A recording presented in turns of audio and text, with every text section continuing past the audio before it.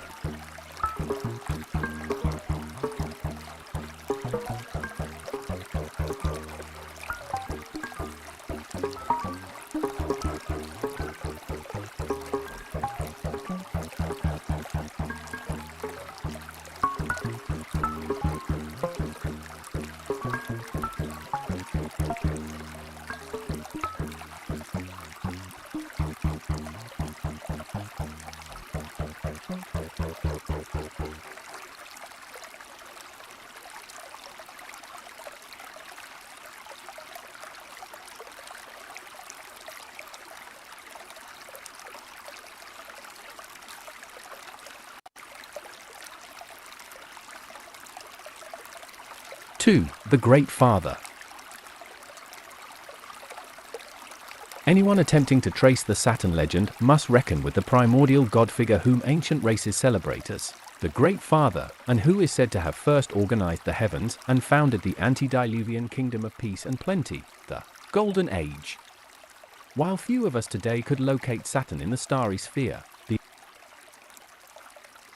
the earliest astral religions insist that the planet god was once the all-powerful ruler of heaven. But paradoxically, they also declare that he resided on earth as a great king. He was the father both of gods and men. This dual character of the Great Father has been the subject of a centuries-long, but unresolved debate. Was he a living ancestor subsequently exaggerated into a cosmic divinity? Or was he originally a celestial god whom later myth reduced to human proportions? For an explanation of the Great Father, researchers look to such varied powers as the solar orb, an esteemed tribal chief, or an abstract vegetation cycle. Almost uniformly ignored is the connection of the primordial man-god with the actual planet Saturn, even though it is precisely the latter that can tell us why the Great Father appears in both human and celestial form. The overwhelming preoccupation of ancient ritual is with an ancient great god. 1. The myths say that the god emerged alone from the cosmic sea as the preeminent power in the heavens. Out of watery chaos he produced a new order. The ancients worshipped him as the creator and the supreme lord of the cosmos. 2.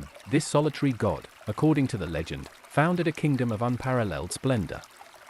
He was the divine ancestor of all earthly rulers, his kingdom the prototype of the just and prosperous realm. Throughout his reign an unending spring prevailed, the land produced freely, and men knew neither labor nor war. 3. In the god-king's towering form the ancients perceived the heaven man, a primordial giant whose body was the newly organized cosmos. The legends often present the figure as the first man or primordial man, whose history personified the struggle of good and evil. 4. Whether emphasizing the Great Father's character as creator, first king, or heaven man, widespread traditions proclaim him to be the planet Saturn. In investigating the traits of the archaic god, we must give greatest weight to the oldest astral religions, those which are closest to the original experience. The best material, coming from ancient Egypt and Mesopotamia, provides a remarkably coherent picture of the god and enables one to see the development and the distortions of the idea among later peoples.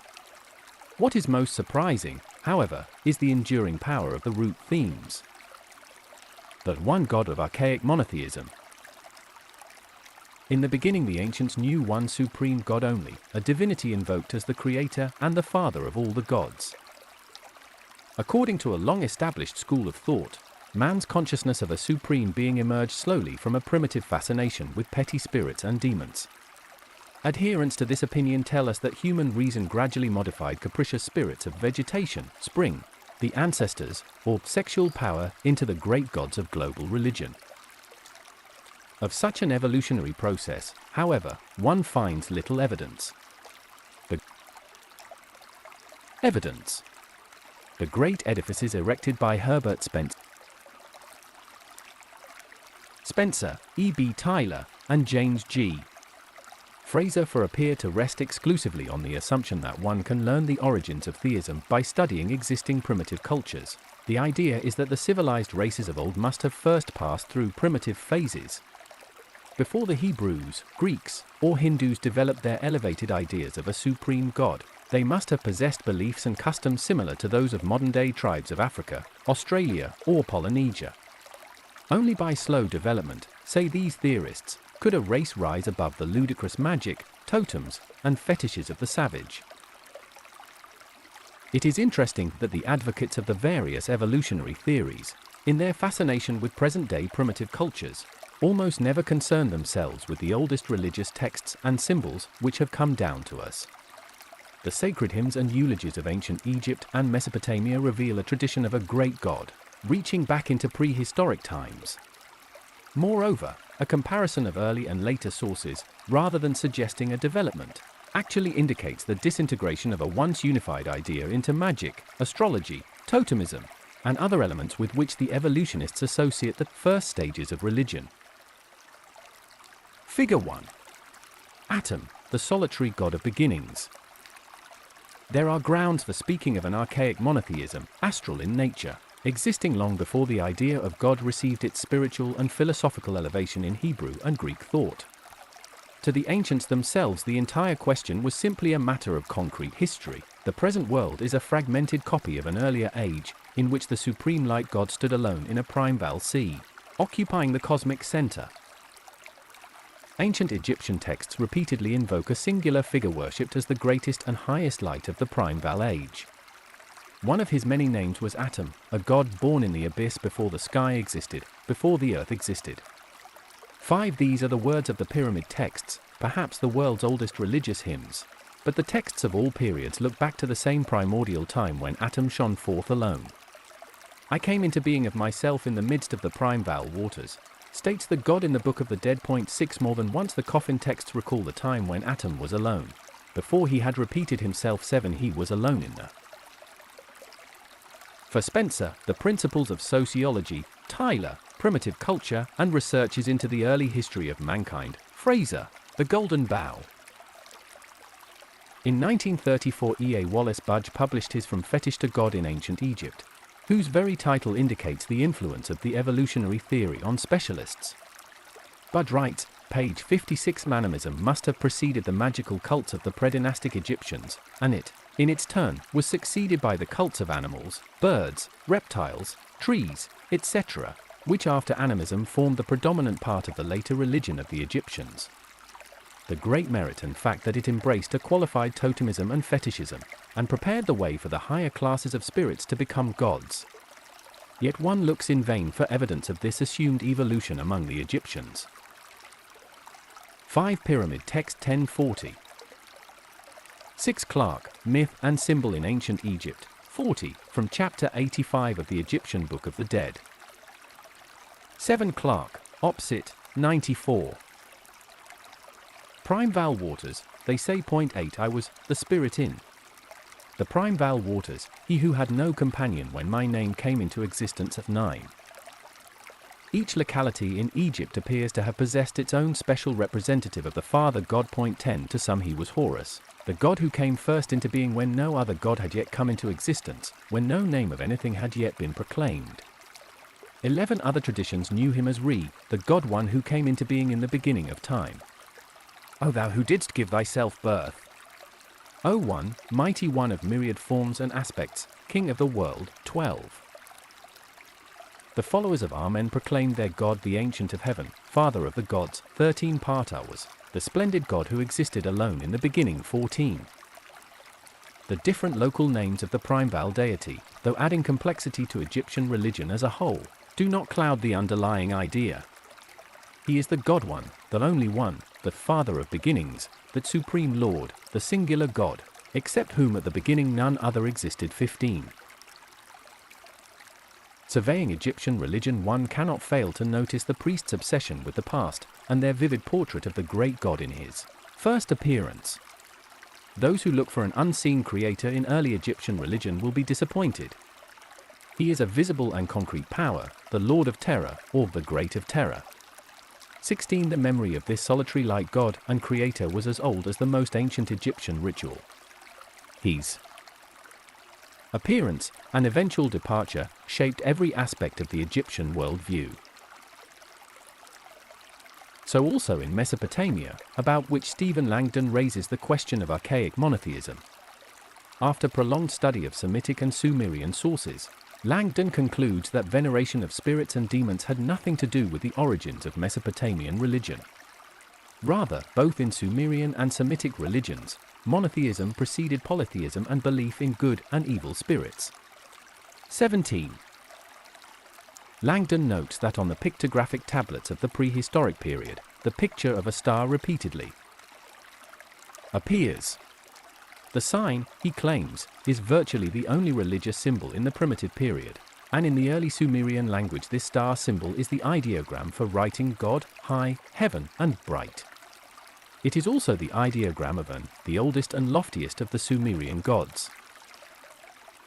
An, or Anu, was the father of the gods and the central light at the universe summit, a god of terrifying splendor, who governed heaven from his throne in the cosmic sea Apsu. ᗰIᑎᗪ, 95. 9ᗰ, 74.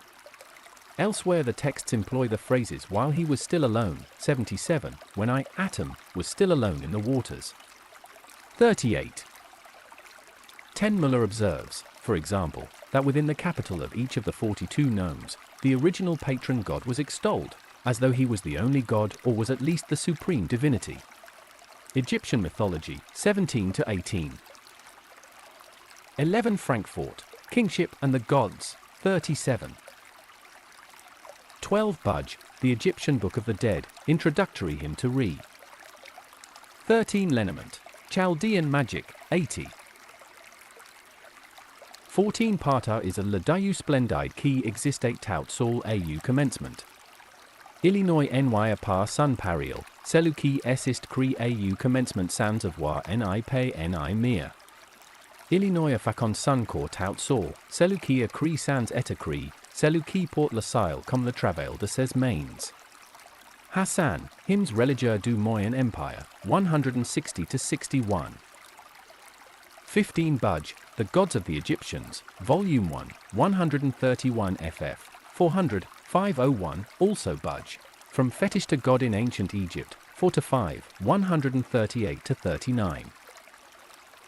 16. Hassan, Opsit, 24, 27, Budge, Gods, Volume 2, 14. 17. Langdon, Semitic Mythology, 18.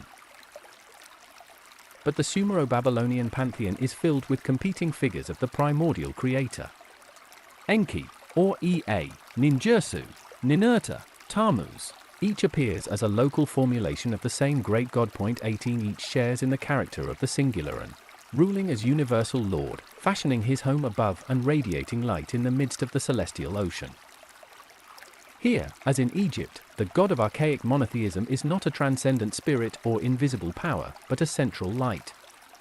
A Sumerian epic to Ninurta proclaims, Anu in the midst of heaven gave him fearful splendor. Ninurta, according to the text, is like Anu, and casts a shadow of glory over the land. 19. All Mesopotamian figures of the primeval god possess this tangible character, and accounts of the god's radiant appearance are more of a historical than a speculative nature. Egyptian and Mesopotamian traditions of the solitary creator find many parallels in later Hebrew, Greek, Persian, Hindu, and Chinese mysticism and philosophy. But it is the earlier imagery which illuminates the later. And however unorthodox the idea may seem, the oldest records treat the great god's birth in the deep and his acts of creation as events experienced by the ancestors. Hearts were pervaded with fear, hearts were pervaded with terror when I was born in the abyss, proclaims the god in the pyramid texts. 20. The solitary god, in the presence of the ancestors, brought forth the primeval world or earth. To understand the great god's creation, one must put aside modern philosophical and religious conceptions. The tradition has nothing to do with the origins of our planet or of the material universe. The subject of the original creation legend is the formation of the great god's visible dwelling above. The legend records that when the creator rose from the Cosmic sea, a great band or revolving island congealed around the god as his home. The band appeared as a well-defined, organized, and geometrically unified dwelling, a celestial land fashioned by the Great Father. All space outside this enclosure belonged to unorganized chaos. In a later section of this book, I intend to show that ancient races the world over recorded pictures of the great God and his circular abode. The images were and the second, more complete form showing streams of light radiating from the god to animate his city of heaven.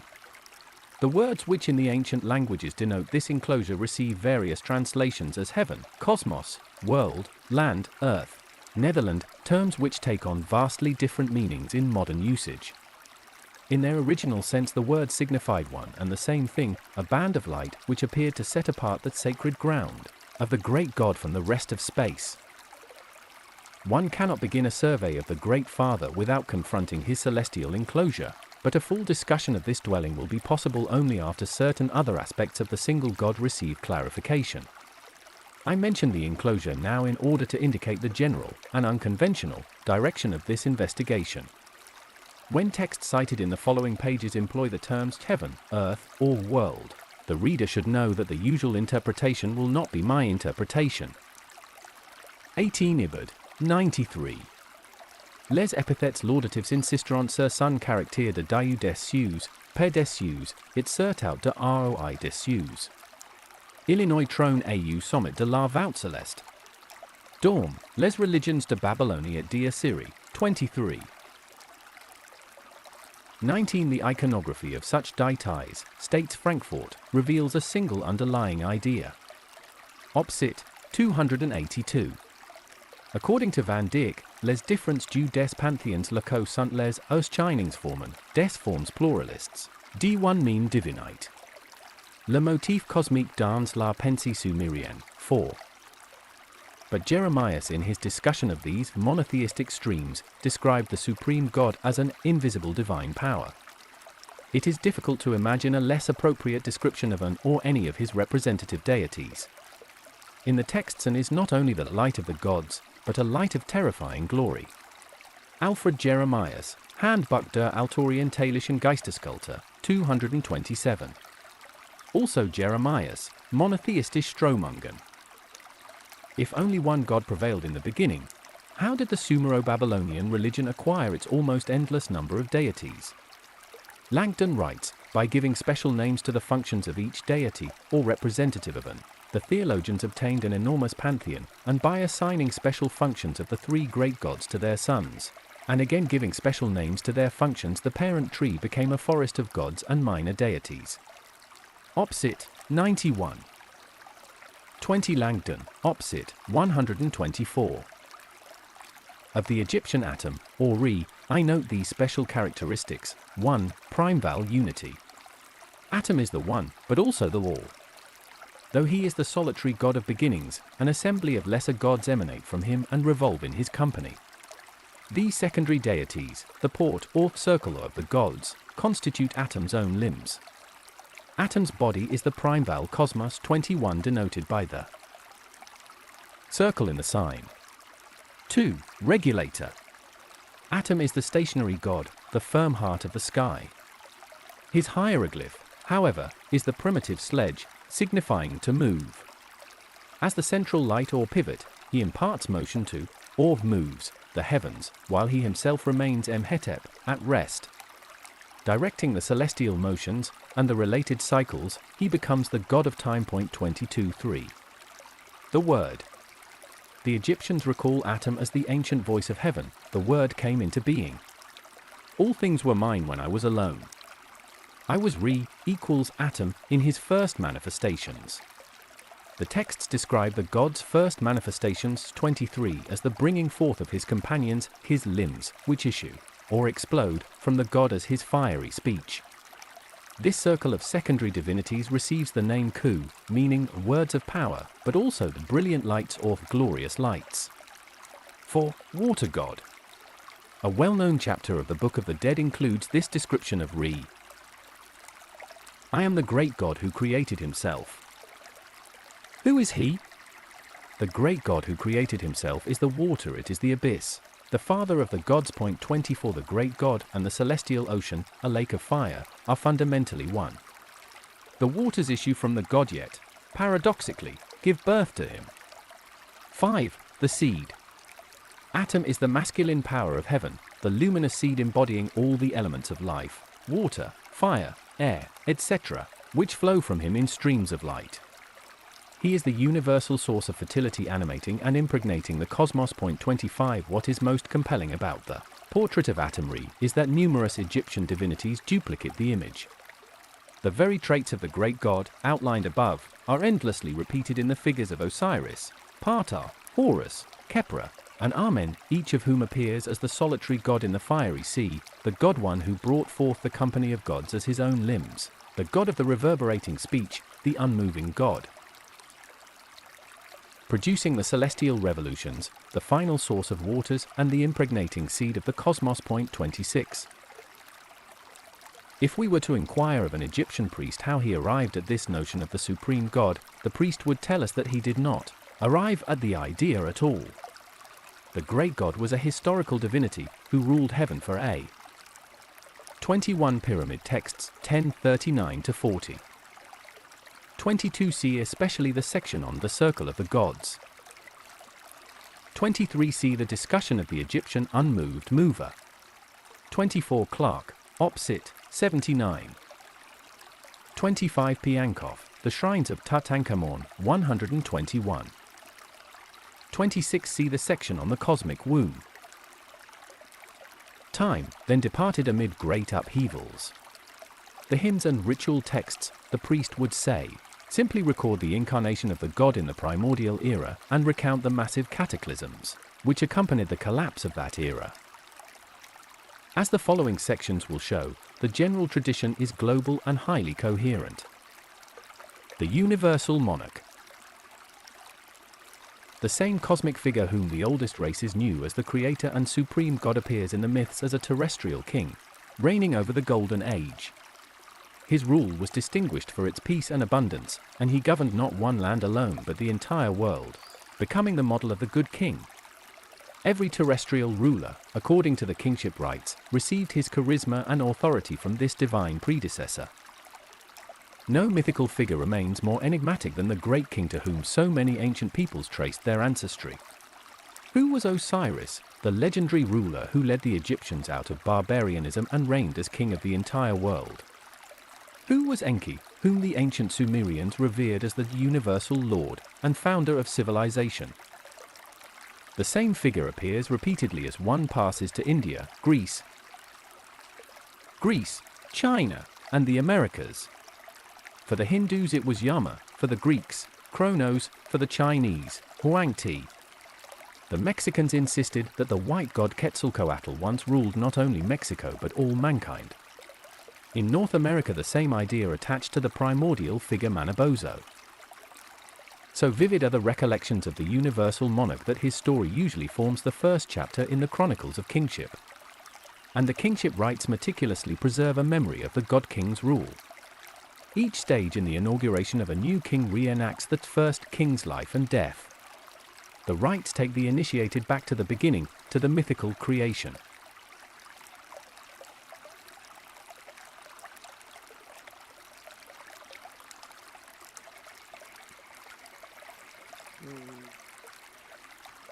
What Talbot is doing here is tracing back various mythologies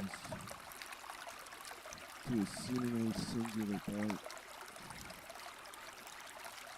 You could interpret this all as representations of the sun or writings of solar cults, but what Talbot initially alludes to is that Saturn at one time was our sun, the dominant body in the sky, which reigned during the Golden Age, which could have very much been the deluge when this happened, when Saturn changed places.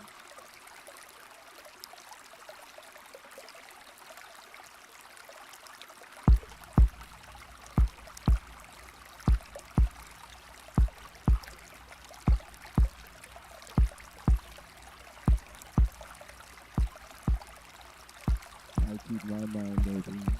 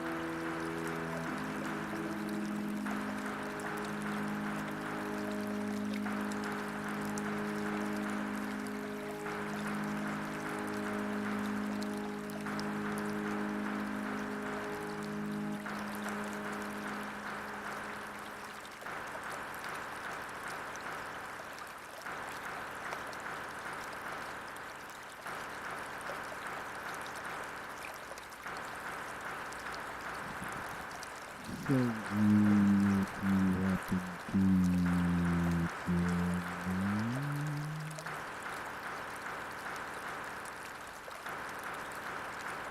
Thank you for